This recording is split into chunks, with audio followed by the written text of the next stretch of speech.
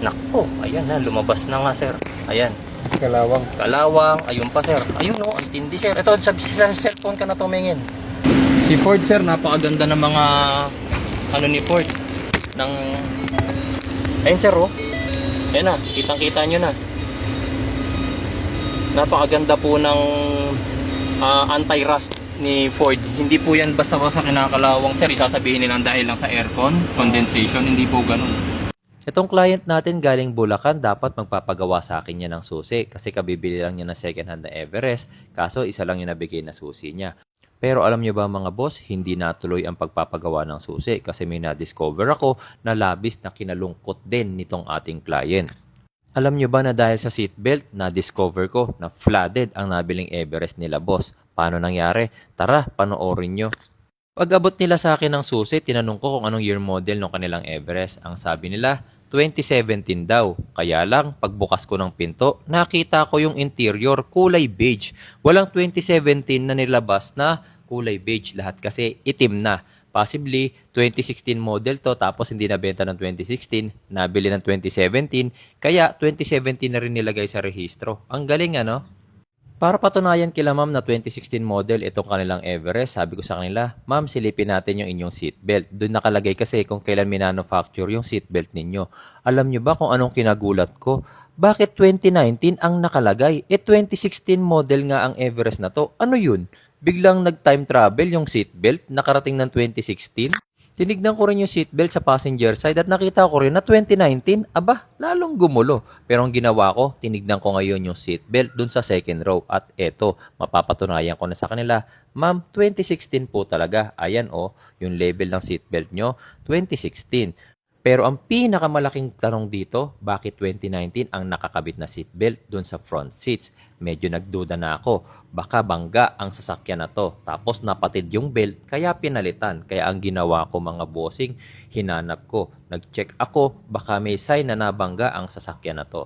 Silip sa ilalim, silip sa fender, silip sa chassis. Inikutan ko mula harap, gilid, likod, lahat ng signs na pwede kong makita kung bangga ba ang sasakyan na to. Iniisip ko kasi bakit mapapalitan yung kanyang seatbelt. Kung napansin nyo nga pala na pinturado na yung pang-ilalim ni Bossing, actually siya na daw ang nagpagawa niyan. Pina-undercoating daw niya.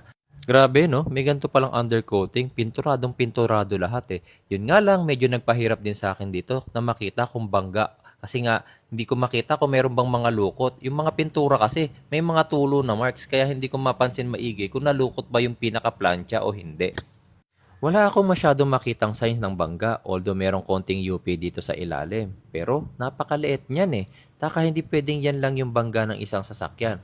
Ano yan? Diyan lang na bangga pero yung ibang part hindi. Sinilip ko sa kabilang side kung ganun din talaga, pero dito, makinis eh oh. Pero sa liit ng UP na nakita ko kanina, hindi ko pwedeng i-declare na bangga to. Baka kasi may ginawa lang sa under chassis, tas napukpok nung gumawa, di ba? Nag-decide akong buksan ng hood at nagbaka sakali na baka dito ako makakita ng sign na nabangga siya. Actually, wala rin. Pero ang napansin ko, medyo marami siyang rusted parts. Dagdag mo pa, yung itsura ng kanyang coolant tank, tignan nyo oh. Ano yan? Kalawang? Putik-putik? Hindi ko maintindihan eh. Kaya ang ginawa ko, binuksan ko. Kasi nagkaroon din naman ako ng ilang Everest at hindi nagganyan kahit minsan yung coolant tank ko. Pagbukas ko, coolant naman ang laman. Kaya lang, hindi na maalis sa isip ko kung bakit siya nagkaganyan. Never ko kasing na-experience yan eh. Kahit anong silip ko, wala akong makitang sign na bangga itong sasakyan na to. Kahit dito sa likod, diretsyong-diretso yung kanyang chassis. Hindi ko nga lang naitanong kay boss kung ano itsura ng kanyang pang-ilalim bago siya nagpa-undercoat. Mamaya kasi kaya siya nagpa-undercoat, kalakalawang na yung itsura nito, di ba? Suko na ako, mukhang hindi talaga bangga itong sasakyan na to, kaya pumasok na ako sa loob para i-proceed yung pagkikiprogramming. Kaya lang may napansin ako dito sa loob. Una, masyado na siyang mabango. Ang ibig sabihin, ginamitan na siya ng matapang na perfume. Tapos, pag on ko ng ignition switch, ang daming lumabas na error code. Kaya sabi ko kay sir, binili mo to sir ng ganyan? Traction, hill start. Ang dami namang lumalabas na error sir. Lumalabas lahat to? Oh, yan. Service and advanced traction, lahat yan? Ha? Ayan, every time na mag... Hill start assist not available. Ang dami niyang problem guys pag binubuksan. Ba't nyo kinuha kahit may gantong error? hindi kasi kami teki. So, Hindi, pero... Hindi kami magkakaroon ng... Another thing sir ha, kung hindi man bangga ang sasakyan na to, most probably flooded. Kasi yung mismong gauge nyo, sir, oh, nag-ano, ayun, kung nakikita nyo, guys, ayun, oh, para siyang nagpawis sa loob. Para siyang nagpawis sa loob, sir, eh. Oo, yung napansin ko na yung magkabila. Ayan, hindi mangyayari yan, sir, para sa isang Ito hindi na original. head unit mo, hindi na original. Nabaklas na, oh. Daming lumalabas na error, guys, tignan nyo. Tire pressure, tapos hill to start not assist, not available, service traction control, pre-collision. Dami. So hindi lang pala isa yung titingnan dyan. Ang dami, sir. Kaya nga kung ako, kahit ako, sir, hindi ko bibilhin to. Hindi lang, sir, ah. Ito pa, sir, sir, mukhang flooded. Yun yung reason, sir, mukhang flooded. Tignan mo yung saksakan mo. Yung USB, no? Hindi yan kakalawangin, sir. Si Ford ang isa sa may pinakamagandang mga undercoating, mga anti-rust. Flooded to, sir, kasi tsaka sa dami ng error na lumalabas sa'yo, sir. Sir, kaya mo bang tanggalin to, sir? Diyan sa kabila. Sige, i-ano mo lang, sir. May ano yan. Medyo mahirap lang yan. Nako, ayan na, lumabas na nga, sir. Ayan. Kalawang. Kalawang, ayun pa, sir. Ayun, oh, ang tindi, sir. Ito, sa cellphone ka na tumingin.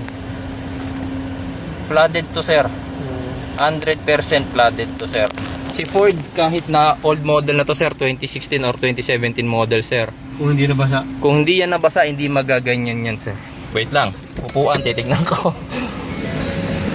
Yun na yun, sir. Hindi siya collision, pero flooded siya. Kaya nila pinalitan ng seatbelt kasi nagputik-putik yung seatbelt. Ayun, oh, sir. Ito yung cellphone ko. Nakikita mo, sir? Hindi, di ba? Flooded, sir. Nakakalungkot naman. Grabe.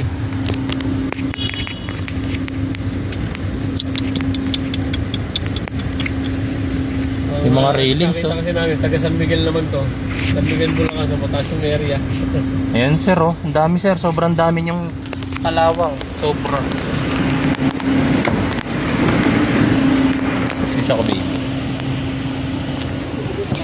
Ma'am, makisuyo nga nung saksakan ninyo. Pabuksan lang. Yung isa po po. Ayun naman, yung saksakan nyo, may mga kalawang din sa loob. Ayan, oh. Diba? Nakikita nyo po sa video. Kakalawangin din. Yun, ma'am. Sure ako, flooded. Ba't may isang plaka pa rito, ma'am? Ano sabi nila? Bakit may isa pang plaka? Ha? Hindi nila sinabi sa inyo bakit may isang reserbang plaka? Si Ford, sir, napakaganda ng mga ni Ford ng ayun, sir, oh. Ayan na, kitang-kita nyo na. Napakaganda po ng anti-rust ni Ford. Hindi po yan basta-basta kinakalawang, sir. Isasabihin nilang dahil lang sa aircon, condensation. Hindi po ganun. Ilang Ford na po ang nagkaroon ako at Ford lover ako, kaya alam kong hindi magaganyan. Kahit nga yan pong display lang, sir, eh. Hindi magaganyan po yan. Basta-basta kung hindi po to flooded. Mukhang fully soaked po kasi pati to naaabot, eh. Tapos pati yung head unit siguro nasira, hindi na pumapagana, pinalitan na lang nila. Ito. Yeah. Ito, guys, so hindi pala namin tinuloy yung pagkiki-programming dahil payo ko kila bossing kung kaya pa nilang isoli yung car dun sa pinagbilhan nila. Sana tanggapin pa kasi bukod kasi dun sa mga nakita nating rusted parts, mga bossing, isa-isa nang bumibigay yung mga modules ni Everest, kaya nga lumalabas na yung mga error na to pag tina-turn on. Ayan. Ayan, oh. May lalabas din ng mga error. Ayan. Ayan. So kapag nagtuloy-tuloy, sir, na masira yung mga modules mo, baka yung sumunod pinakamatindi na yung mga transmission module, computer box, wala na. Total sira na tong sasakyan na to, sir. Kaya yun, cancel po muna yung ating key programming. Tatry muna nila bossing na isoli yung car.